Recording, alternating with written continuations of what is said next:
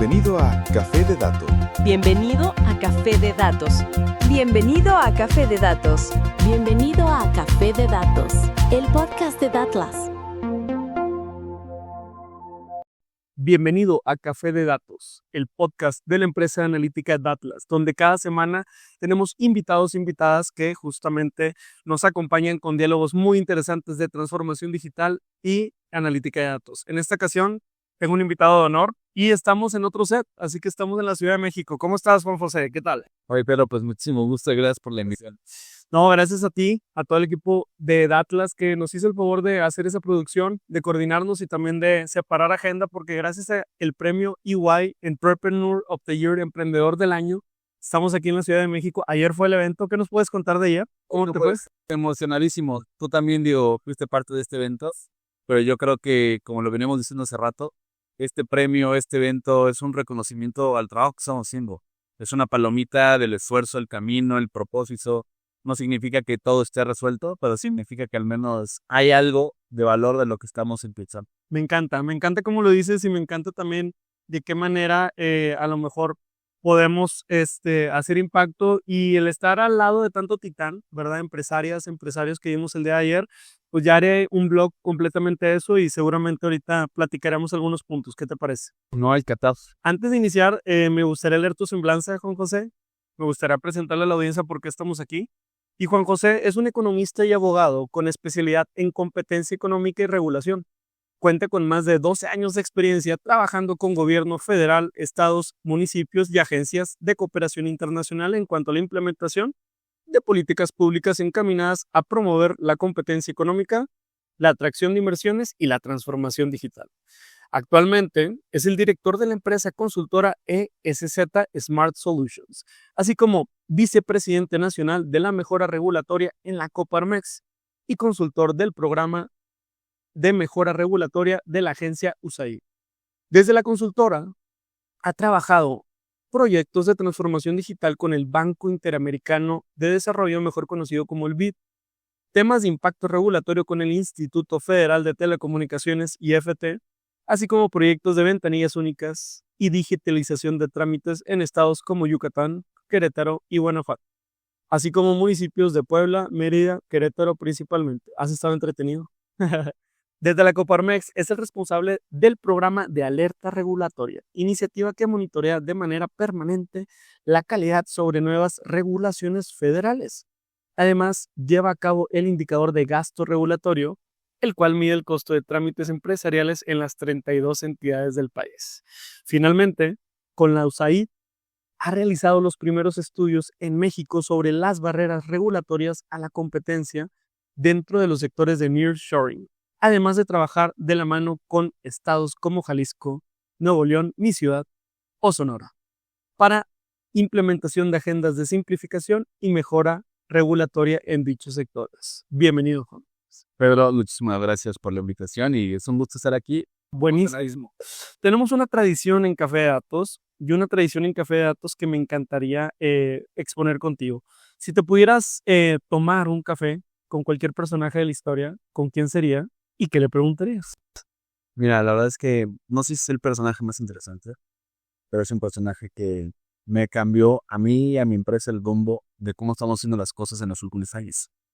A mí me encantaría estar ahorita platicando con John Duffer, justamente es el autor de uno de los libros que más nos marcó como organización, que se llama Middle of Purpose, Measure What Matters. ¿Y por qué para nosotros, para mí en lo personal ha sido un personaje clave? Porque yo vengo de trabajar en gobierno y como mi primer trabajo y como mi primera experiencia profesional. De trabajar en gobierno federal, en donde típicamente tienes hora de entrada, no tienes hora de salida, en donde no puedes irte antes que tu jefe, en donde vale más el tiempo sentado que la productividad y los resultados que ves. Y pues cuando llevas esa dinámica, esa experiencia de trabajo a lo empresarial, desgastas a los equipos, no logras los mejores resultados, generas tensiones. Y cuando luego escuchas a alguien como John Duffer en enfocarte en hacer lo que importa, en poner prioridades, en medir, en utilizar la tecnología para cosas con propósito, es cuando empiezas a cambiar una mentalidad de resultados, de estrategia, de visión, de trabajo en equipo y a partir de ahí el equipo, la integración, la comunidad que hemos formado nos ha permitido traer resultados impresionantes. Por eso a mí me encantaría traer a John Doher, por todo lo que hizo, toda la historia, a quien ha acompañado la Fundación Melinda Gates, ha acompañado a Google, ha acompañado en su momento a YouTube, posteriormente a la integración con Google. Entonces, es un máster, la verdad, de planeación, organización, propósito y resultados. Y justamente John Doher, hoy aquí tenerlo enfrente, me gustaría poderle platicar mis objetivos. Platicarle cuáles son mis objetivos, mis key results, platicarle cómo estamos bajando de la institución y que me pueda dar feedback. Entonces, bien encantado de estar con John Doher ahorita platicando. Está increíble, es un gran personaje. Ese libro, si no lo han escuchado a las personas que justamente están en el podcast, pónganle pausa, búsquenlo en Amazon y háganse un favor, o ya saben, en algún otro fuente busquen un Blink o algún lugar, pero creo que toda la escuela de OKRs, sobre todo si venimos de la escuela de KPIs o indicadores claves del éxito tan tradicional, te hace ver que el verdadero propósito está detrás de un OKR, porque pues, es una manera de vestir y alinear sobre todo la visión común de los equipos. Tú ahorita estabas mencionando que en el sector público es distinto. Quiero detenerme ahí. Cuéntame un poquito cómo empezó tu camino en el sector público, porque yo también soy economista, ¿no? Y cuando estamos estudiando economía, pues es una de las puertas que se abre, ¿no? La decisión de sector público o privado. En tu caso, cuéntame cómo empezó. Mira, fue un camino interesante llegar a gobierno y entrar a trabajar en gobierno, principalmente en la Secretaría de Economía. Fue una decisión más coyuntural que de deseo, porque para empezar yo estudié economía en el ITAM y muchas veces el objetivo, la aspiración de los economistas en el ITAM primeramente es trabajar en Secretaría de Hacienda, Banco de México y pues muchas veces Secretaría de Economía y principalmente la subsecretaría o el área donde yo me desarrollé muchos años, que es la Comisión Nacional de Mejora Regulatoria, pues no eran de esos lugares tan llamativos. Pero te platico por qué se dio. Yo llegué a México, yo soy originario de la ciudad de Puebla, yo llegué a México con una planeación muy clara, 4 semestres financieramente listo y posteriormente tenía que encontrar la solución y la respuesta para poderme quedar aquí en México. Entonces, obviamente en el apoyo de mis papás, de mi familia, con toda la motivación y toda la ilusión del mundo, me vine a México, me vine al ITAM y a partir del cuarto semestre que ya como la planeación indicaba originalmente, yo no quería empezar a trabajar.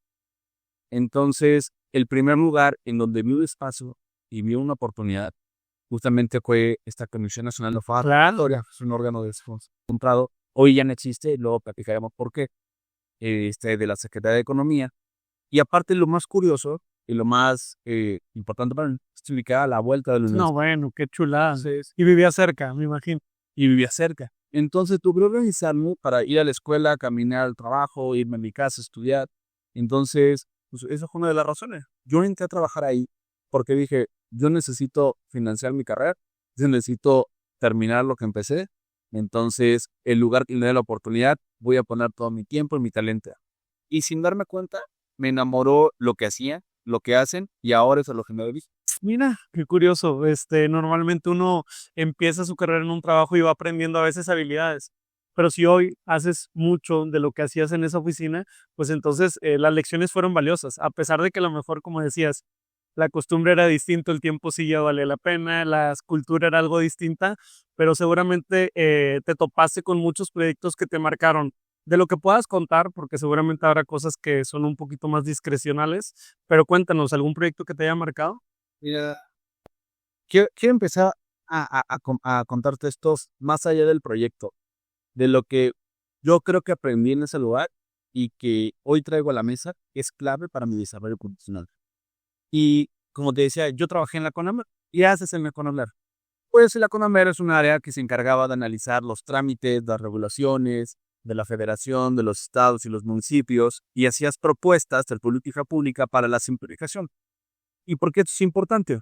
Porque al final del día un trámite, una obligación o un servicio, que es un derecho, pues limitan a las personas a abrir un negocio o limitan a las personas a acceder a un derecho. Claro. Entonces, desde ese punto de vista, estas reglas y estas normas lo que hacen es la puerta de entrada para que puedas emprender o la puerta de entrada para que puedas acceder justamente a una beca, a una poli.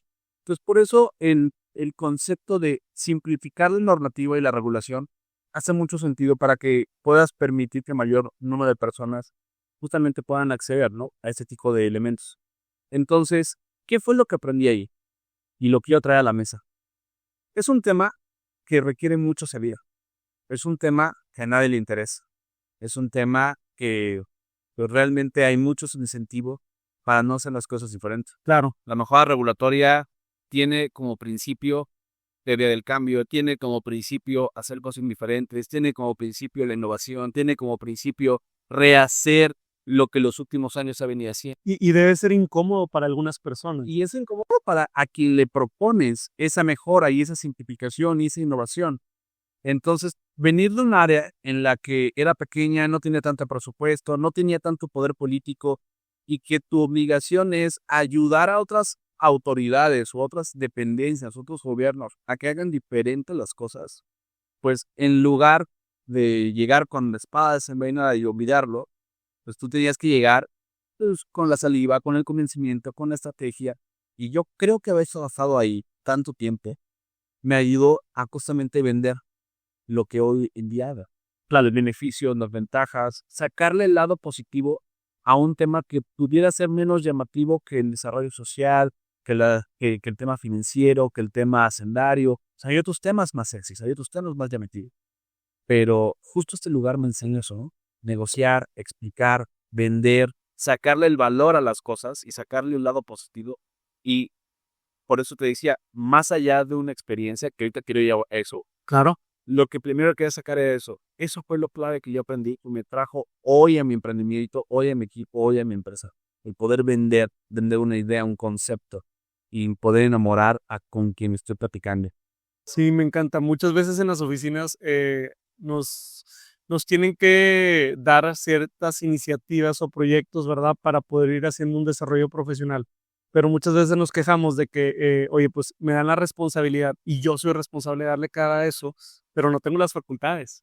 O sea, las facultades, pues ya sabes, el happy path hubiera sido, pues dame dinero, dame poder de persuasión, dame espacios de agenda para que me dé una cita a mi colega y ya es una sufridera, ¿no? Y luego te la dan y luego llegan tarde y luego todo. Entonces, la reflexión también es que en cuanto a la preparación de resiliencia que te empezó a dar, pues un poco la preparación para ser emprendedor, ¿no? Porque ahora, pues me imagino de qué estás hecho, ¿verdad? Estás hecho de, o sea, roble, porque de alguna manera ya pasaste por el modo legendario de tener que hacer que las cosas sucedan. Y entonces ahora, pues ves una puerta, ves que alguna barrera se te cierra y entonces dices, oye, espérame, esto no es más difícil de aquella cosa que saqué adelante, ¿no?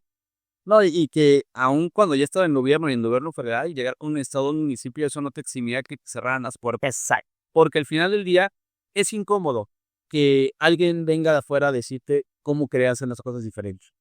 Te critican porque te dicen, tú no sabes, tú no conoces el contexto, tú qué vas a saber, eres del centro. Exacto. Entonces, ese tipo de resistencias, al final los inviertes, lo capitalizas a convertirlos en fortalezas. Y a eso voy con la experiencia que yo creo que fue una de las experiencias más formadoras profesionalmente en gobierno. Un proyecto que se llamaba Proyecto de Justicia Cotidiana. Por allá del 2016, el entonces presidente Enrique Peña Nieto hizo unos conversatorios a nivel nacional sobre los temas más importantes y de más dolencia para la ciudadanía. Y estos se llamaban justamente Pláticas de la Justicia Cotidiana. ¿Qué temas el gobierno tiene que atender en el país que mejoren la vida y la justicia del ciudadano de pie? Y ahora sí que sin querer, queriendo, uno de los temas que en muchas mesas de conversación salieron es el gobierno me limita a emprender, el gobierno me limita a abrir negocios, el gobierno es un obstáculo y todo se convierte en trámites complicados, y tú pensarías que un proyecto de esta magnitud que en su momento se hizo y estos conversatorios, pues pudieras haber escuchado otro tipo de conversaciones, pero no, uno de ellas fue la mejora regulatoria. Completamente. Entonces, derivado de eso, es que de la mano con el CIDE, de la mano con el Banco Mundial, de la mano con la Secretaría de Economía, se conformó un equipo multidisciplinario bastante interesante, bastante poderoso, que nos permitió llegar a las 32 entidades federativas, se nos permitió llegar a más de 60 municipios, justamente con un proyecto que era ese, transformar la manera en que las personas accedían a sus derechos y transformar la manera en la que las personas accedían a sus trámites y a sus obligaciones. Y la verdad es que fue transformador esta experiencia porque pues trabajar con organismo internacional, trabajar con académicos, trabajar con empresarios, con ciudadanos de pie, esto la verdad es que te ayuda a entender distintas visiones, distintos intereses, saca de la caja de la oficina de gobierno para empezar a escuchar otras realidades y empezar a buscar y co-crear soluciones en conjunto. Derivado de ese proyecto, fíjate que yo fui artífice, orgullosamente, de la creación de un indicador que en su momento fue pionera, allá por 2018, que se llamaba el Indicador Subnacional de Mejora Regulatoria. Está buenísimo. Ese indicador lo trabajamos de la mano con el CCE, con el CES, el Centro de Estudios Económicos del Sector Privado, con el Banco Mundial y financiado por la USAID en ese momento. Y ese indicador, ¿por qué fue clave en el proyecto de justicia cotidiana? Porque necesitamos sacar una radiografía de cómo estaba el país, cómo estaban los estados. Y no solo cómo estaban, sino qué era puntualmente la necesidad para que pudiéramos mejorar los servicios hacia la ciudadanía. Eso consistió ese indicador. Medía 3 componentes: la parte normativa, la capacidad de las instituciones y la tecnología. Por estado. Por estado y por municipio. ¡Ay, juez! Entonces, al hacer esta radiografía te permite justamente tener una hoja de ruta muy clara de qué es lo que hay que intervenir. Entonces, la verdad es que haber creado un instrumento de esa magnitud fue una de las experiencias en el marco de justicia cotidiana, una de las experiencias más enriquecedoras, la verdad. Y además, porque hay que decirlo, en esos años hubo una coyuntura interesante. México, como otros países, utilizaron como hoja de ruta el Doing Business del Banco Mundial. Para ese año, justamente, el Doing Business transitó y evolucionó hacia otro indicador, ya no existe, hoy se llama Business Review, pero tardó muchos años en salir. Entonces, para 2017, 2016, ya no había Doing Business. Entonces, este indicador vino a suplir la necesidad de estados y municipios por tener una hoja de ruta. Claro. Como ya no tenían Doing Business, otros ahora que tenían el indicador nacional creado por USAID, por el CCE, por el CES, y por nosotros, por las Secretaría de Economía. Entonces fueron referencia. Fuimos referencia y al día de hoy, todavía las políticas públicas de estados, de municipios, de la federación, se guiaron para cumplir esa hoja de ruta. Vamos a alinear los esfuerzos para cumplir con ese indicador. Entonces, la verdad es que al día de hoy lo traigo, digo, creo que fue una gran experiencia. Buenísimo. Creo que fue algo que pudimos haber aportado a la gente y a los gobiernos principalmente para que tomaran mejores decisiones hablando de datos. Ahora, ya brincaste a emprender y brincaste a emprender porque también muchas veces el primer trabajo que tenemos nos da luz de qué oportunidades hay ahí afuera, ¿no? Hay veces que quien emprende, yo le llamo que a veces es un busca problemas, porque es eso, ¿no? Estamos buscando problemas que resolver y que atender, no de los busca problemas de busca pleitos tranquilos, sino busca problemas públicos. Entonces, ya diste el paso a ESZ. Cuéntanos un poquito cómo nació y pues un poco de la historia al día de hoy, ¿no? Pues mira, nace de esta coyuntura que te digo, de venir de un contexto nacional, de una necesidad de estos conversatorios de justicia cotidiana, de darnos cuenta a nivel nacional, porque justamente en esos años me tocó mucho, y a la fecha ya sigo, pero a partir de ahí empecé a viajar como loco, 2 veces por semana. La verdad es que íbamos a Veracruz, íbamos a Chiapas, íbamos a Guanajuato, ida y vuelta. A partir de ahí, eso me empezó a dar más perspectiva de las necesidades que hay a nivel país y que en ese momento y al cierre de ese proyecto nos dimos cuenta que, en lo personal, que el gobierno y el gobierno federal no tenían la capacidad y no era el actor principal para resolver estos problemas. Y creo que era clave actores privados, actores académicos, sociedad civil, interviniendo en estas grandes problemáticas y que en su momento solamente el gobierno lo quería sufrir. Entonces, en ese momento nos dimos cuenta que había una necesidad de acompañamiento a los gobiernos, había una necesidad de experiencia, de conocimiento, de ganas, de innovación, que no es que no quisiera el gobierno, es que no tenía el tiempo, la capacidad y el recurso. Estaba topado, tal vez. Y eso pasa, o sea, al final del día el gobierno federal tiene muchos tipos de prioridades y bajar muy puntualmente a una ciudad y a un estado de Puebla muy concreto, pues obviamente la federación se va a enfocar en otra cosa. Exacto. Entonces, ahí, gracias a toda esa gran experiencia de viajes, tocar base con la gente, escuchar a las personas, escuchar a los pequeños empresarios, es que nos dimos cuenta que había una necesidad y que desde el gobierno no debemos poder resolver. Una de las cosas que he aprendido en estos años es que te tienes que enamorar del problema. Claro. No de la solución. Completamente. Me enamoré de ese problema. cómo lograr un país más competitivo. Y ese es mi propósito. Y a través desde ese saco estamos haciendo eso. Me encanta, me encanta. Creo que toda esta empuje, ¿verdad?, de pensar en la comunidad, de haber estado tan cerca de lo que impacta el sector empresarial es bastante importante.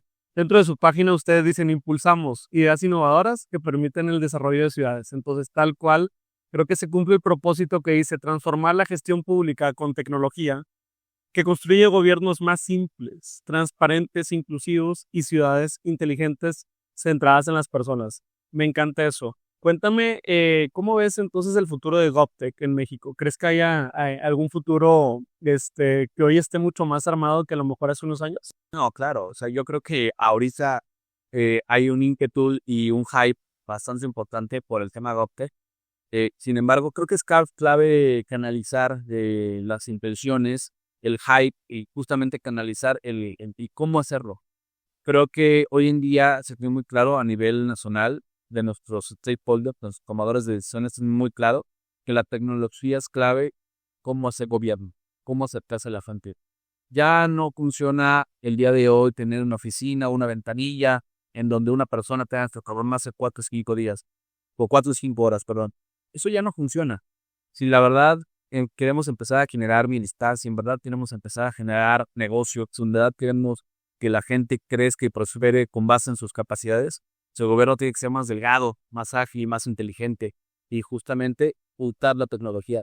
Y hoy hay un hype por eso, pero hay que canalizarlo. ¿Y por qué canalizarlo? Porque la tecnología no es el camino. La tecnología no es el fin. La tecnología justamente es un medio que nos ayuda a cumplir un propósito. Ya lo decía por una de las cosas que nos gusta mucho del CEO de Google, el Sundar Pichai, claro, que dice, la tecnología no es el fin en sí, es un camino que nos ayuda a alcanzar.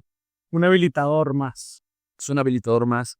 Y si no lo vemos de esa forma, el sector y las soluciones GovTech en México se van a convertir en un lanzamiento enorme de soluciones tecnológicas aisladas, sin propósitos, sin un fin total, que no se integren, que no interoperen, que no resuelvan problemas en concreto. Entonces, yo siempre pongo este ejemplo cuando trato de canalizar el hype y la emoción del tema GovTech en México. Cuando tú hoy vas a una oficina de gobierno en cualquier estado, para no poner nombre, seguramente vas a la oficina 1, a la oficina 2, a la oficina 3, porque en la oficina 1 te dan un papel y luego Sí, pagué el ICI hace poco y pasé por todas. peregrinas. Pues mira, con el hype del GovTech mal canalizado, haces lo mismo. Vas a peregrinar de manera digital. ¿Por qué? Seguramente ya lo has hecho. Porque te tienes que crear un usuario y una contraseña en un sistema, el cual está aislado. Tú ya haces un proceso, Claro. generas un resolutivo, haces un pago, bajas el documento y vas a otro sistema. Generas otro usuario, que contraseña, sirve la información, otra persona te revisa, otra persona te valida, te genera un documento, lo bajas y lo subes a otro sistema. Y lo único que estás haciendo es atomizando digitalmente la interacción. Completamente de acuerdo. Eso es un ejemplo de cómo implementar erróneamente soluciones GovTech. Las soluciones tienen que ser integrales, con un propósito y un fin. Pero yo creo que el reto del día de hoy no es la tecnología. El reto del día de hoy es la voluntad y la visión que puedan tomar los tomadores de decisiones. Y ese reto no es de hoy. Correcto. Ese reto es de hace, para mí, desde hace 15 años. No, y esos cambios creo que también deben de tener un olfato. O sea, yo que soy agnóstico a los procesos de gobierno y tal vez he tenido solamente una visita a procesos de gobierno como ciudadano, no tanto como de alguna manera, no sé, alguien que pertenece, ¿verdad?, a la parte de gobierno, pues tú ya tienes un olfato bien armado. Entonces tú ya conoces, dices, esto ya lo he vivido, ya sé, hay que preguntar por acá, que si hay sindicato, que si no, que si esto, que si lo otro. Entonces, seguramente lo que a mí me pasa, por ejemplo, en retail, ¿no? Que yo llego y tengo un olfato cuando veo una tienda, una transacción, veo filas, veo muebles, planogramas, o sea, uno, gracias a la formación que tienes, es eso. Yo te quería preguntar, hemos mencionado tecnología de forma general y me encanta, pero los gobiernos tienen datos, o sea, ¿has visto un mayor apetito por el uso y el aprovechamiento de los datos para decisiones? ¿O cuál es tu sentir? Porque ahorita me vas a contar de algún proyecto que te haya emocionado mucho, pero ¿qué datos has visto? O sea, ¿hay un apetito por eso? ¿Le entienden? ¿No le Yo entienden? creo que porque, y es un problema incluso de cómo está la estructura en México político electoral. ¿Y por qué saco ese tema a relucir? en esta temática. Porque, y a nivel municipal hablemos todo. Porque no son nuestros stakeholders, nuestros alcaldes, los tomadores de decisiones no se casan con el problema. Y como no se casan con el problema, si quieren casar con una solución Claro. que ellos puedan capitalizar. ¿Y qué sucede? Que ellos llegan por un periodo de 3 años. Y en esos 3 años, ellos tienen que tomar decisiones y decir cómo capitalizo políticamente lo mejor que pueda hacer. Y muchas veces ven el problema de la burocracia y ven el problema de la corrupción. Y la solución no es algo que ellos puedan capitalizar. ¿Qué pueden capitalizar? Una calle, una barda, un parque, salirse a tomar fotos, entregar despensas. Lo entiendo. Entonces, cuando tú me preguntas, ¿hay apetito por los datos? ¿Hay apetito por las soluciones? Yo te diría, desgraciadamente no, porque nuestros tomadores de decisiones no han podido verle la parte positiva y capitalizar políticamente el uso de tecnología para brindar un mejor servicio a la gente.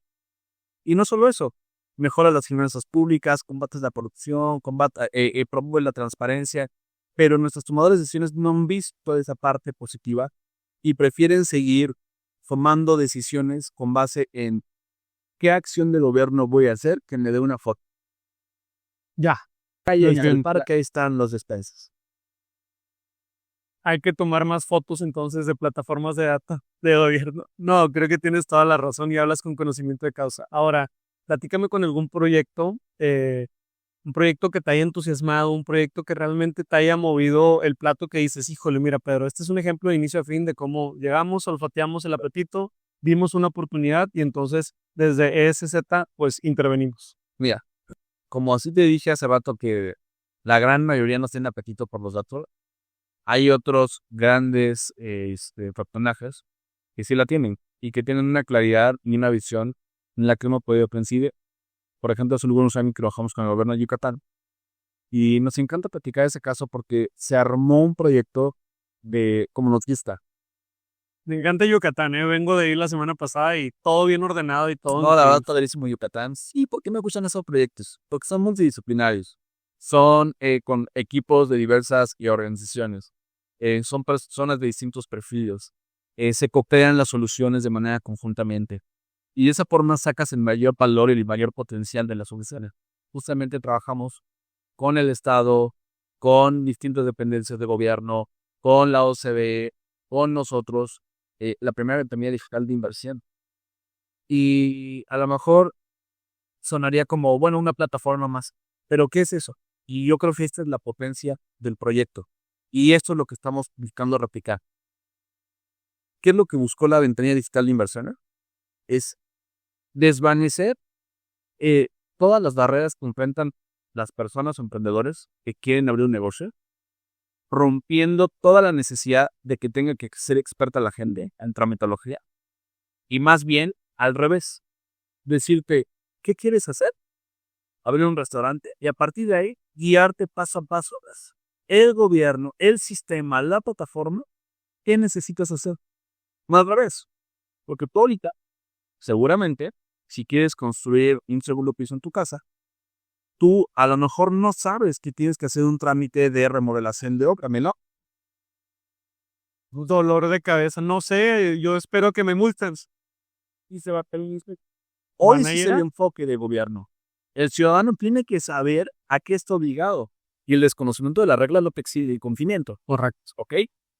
Eso no va a funcionar si eventos crean un México de emprendedores. No, hay que cambiar la fórmula. Y la fórmula es, ¿qué quieres hacer? Y yo gobierno te guío. Claro. Yo te digo qué necesitas, cómo lo necesitas, el paso a paso, el ABC. Yo te tengo que ayudar a que te formalice.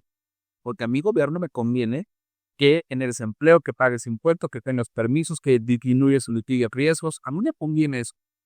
Y ese fue ese proyecto. De manera, en un solo portal, en un solo lugar, en una ventanilla digital, que el empresario o el pequeño emprendedor pudiera ser guiado paso a paso de cuáles son tus obligaciones sin necesidad que tú seas experto. Eso te cambia toda la jugada. Y porque no solamente es una guía, es un portal en línea que permite hacer todos los procesos estatales, municipales, federales, y ya no tienes que ir a pedir dinero a otros emprendedores. Exactamente. Porque una cosa, Pedro, que hay que decir, el ciudadano no sabe de gobiernos. El ciudadano quiere un servicio. Exacto. El ciudadano no dice, la pavimentación es del municipio.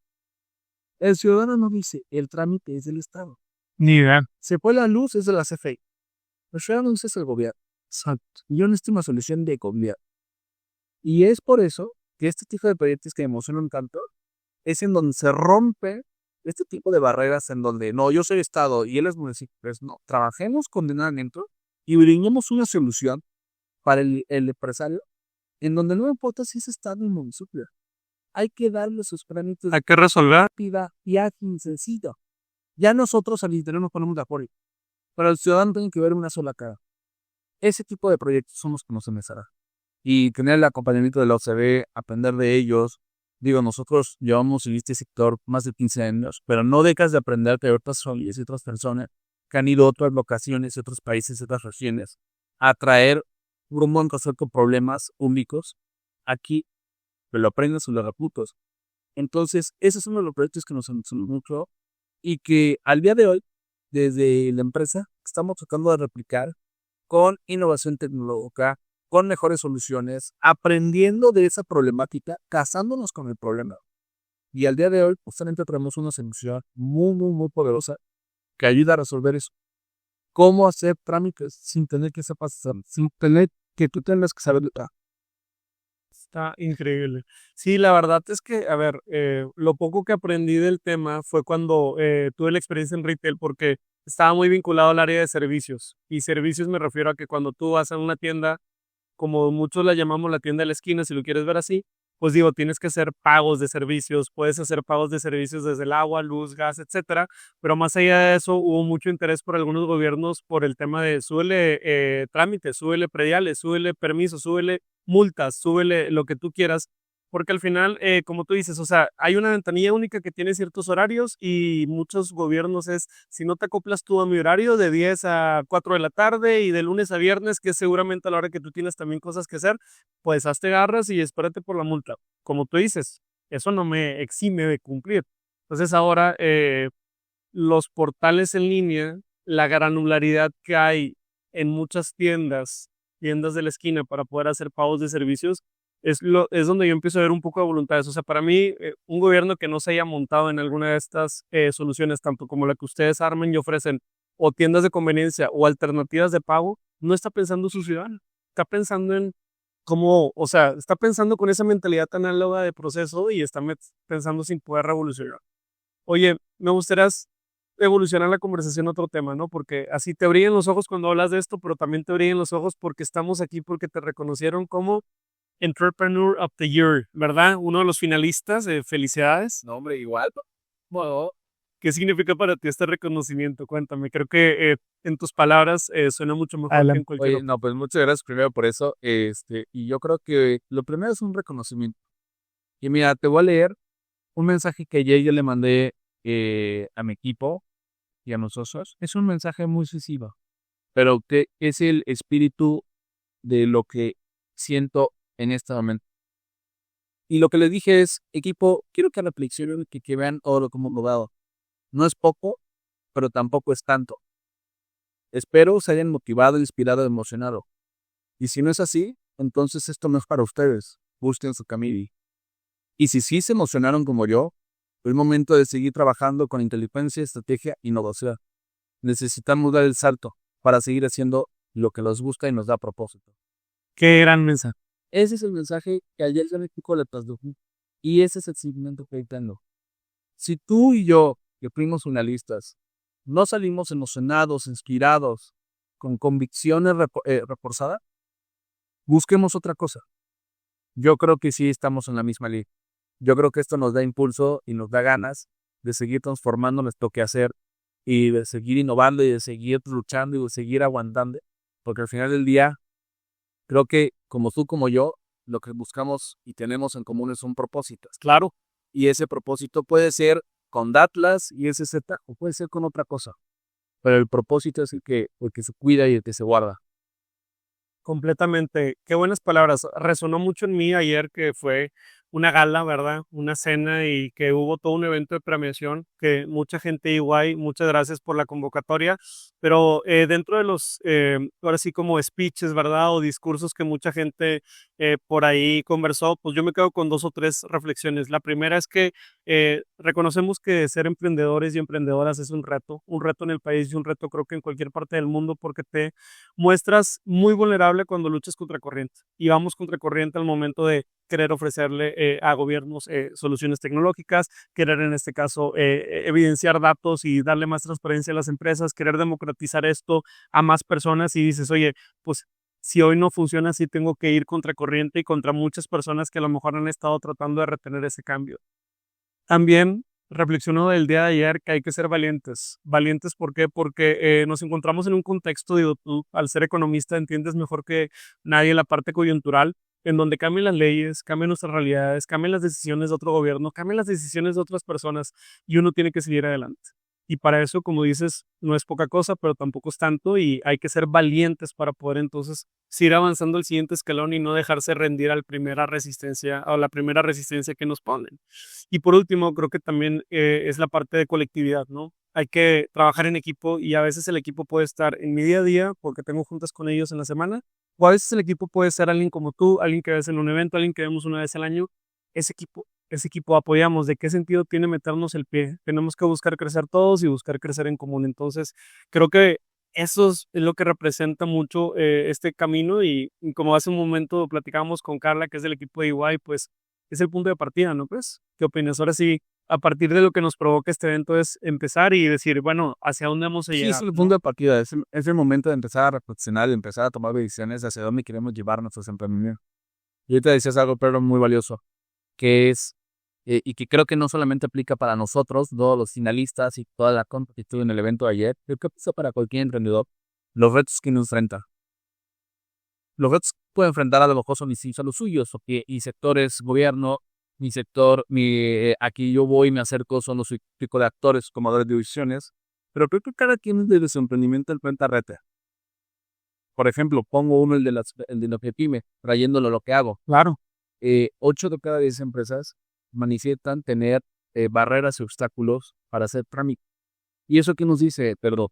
Nos dice que el emprendedor mexicano, que en el 90% son MIPYMES, la gran mayoría quiere estar en regla, pero no puede. ¿Y por qué no puede? Más allá de que la tramitología sea compleja, la pregunta es ¿por qué no puede?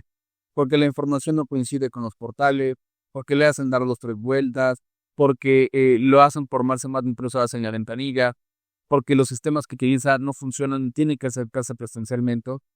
¿Tú te imaginas? Seguramente tú sí tienes la capacidad económica de sentarte 3 horas en el SAT, en lo que te atienden. Tú tienes que estar o un Uber o una huella de miscelánea, estar sentada 3, 4 horas. ¿Cuál es el costo de oportunidad? Es dejar de ganar ese día su nuevo. Entonces, todos los días, todos los emprendedores enfrentamos retos. Y el reto que yo quiero resolver para mi full objetivo es ese, hacerles la vida más sencilla a los emprendedores. Con la salvedad de que uno de mis retos es convencer a estos tomadores de decisiones Ir contra corriente, ¿ves? corriente de esos. Entonces, pero retomando el tema de lo de EY, sin duda creo que todos tenemos retos, creo que todos tenemos justamente tener en claro nuestro propósito, eso es fundamental.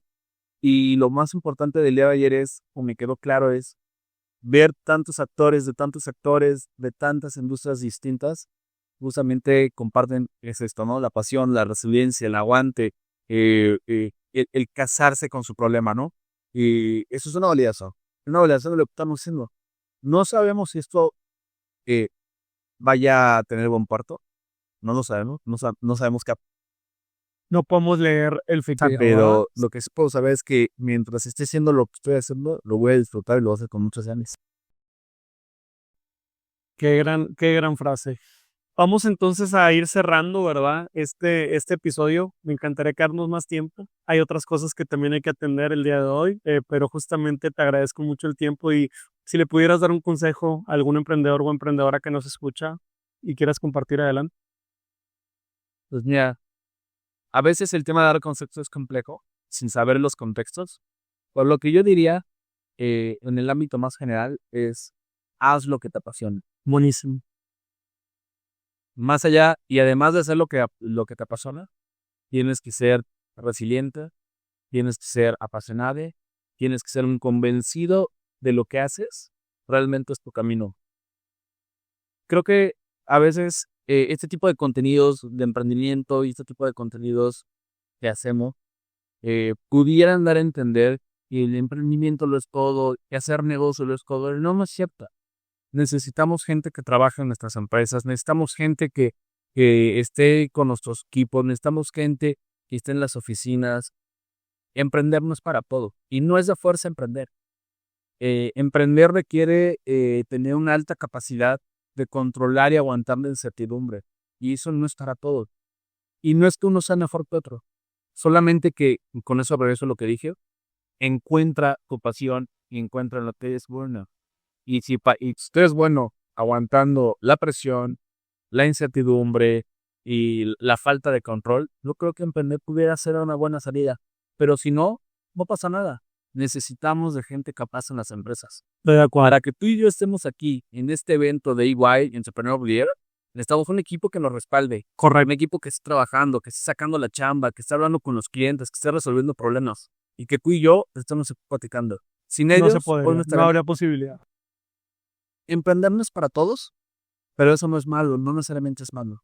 Que cada quien defina su pasión, cada quien vea sus capacidades, cada quien vea sus habilidades. En función de eso, hagamos lo que mejor sepamos. Excelente, muchísimas gracias. Por último, cuéntanos cómo podemos conectar contigo. Digo, sabemos que eres una persona que, al igual que otros, tiene una agenda. Ya me demostrabas hoy tus trucos de disciplina, ¿verdad? Para levantarse, que correr, que hacer el desayuno, que alimentar a la mascota, que ir a la oficina, etcétera. Pero ¿cómo podemos conectar con ustedes? O si alguien que nos escuche le gustaría volver a ver sus servicios, ¿por dónde podemos vincular? Mira, la verdad es que una de las áreas de oportunidad que yo en lo personal como persona tengo es que no he invertido tanto tiempo en el tema de redes sociales.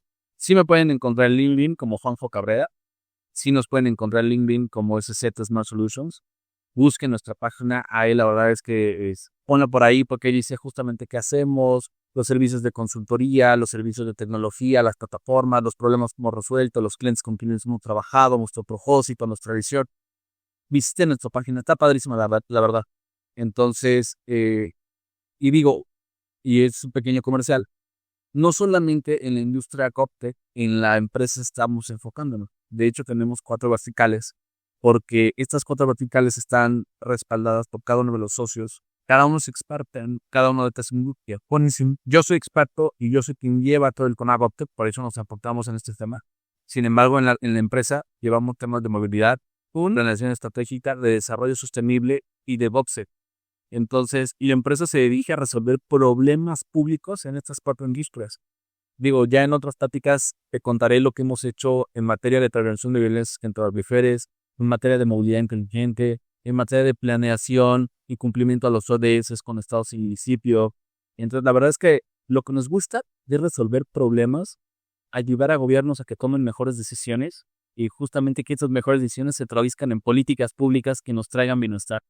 Entonces, hoy nos enfocamos en el tema CropTech y tramitología, pero la verdad es que como empresa nacimos así, queriendo resolver problemas públicos, generando bienestar a la sociedad. Entonces, búsquenos, ahí está la página, ahí están nuestras redes, prometo, y eso es uno de mis. Ya empecé a ser más activo en redes sociales, ya tengo mi métrica, ya tengo mis estándares. Y pues estás empezando con el pie derecho. Si estás escuchando esto, me gustaría platicarte mi estrategia. Y espero, pues, la verdad, encantado.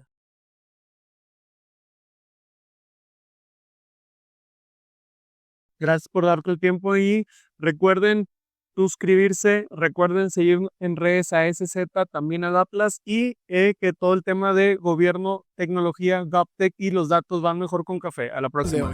Gracias por escucharnos. Puedes seguir disfrutando de tu café y aprendiendo de analítica de datos en nuestro blog, con más de 180 columnas acerca de analítica, emprendimiento y transformación digital. Visita blogdatlas.wordpress.com y disfruta del contenido. Finalmente, no olvides suscribirte a Café de Datos, el podcast de Datlas. Hasta la próxima.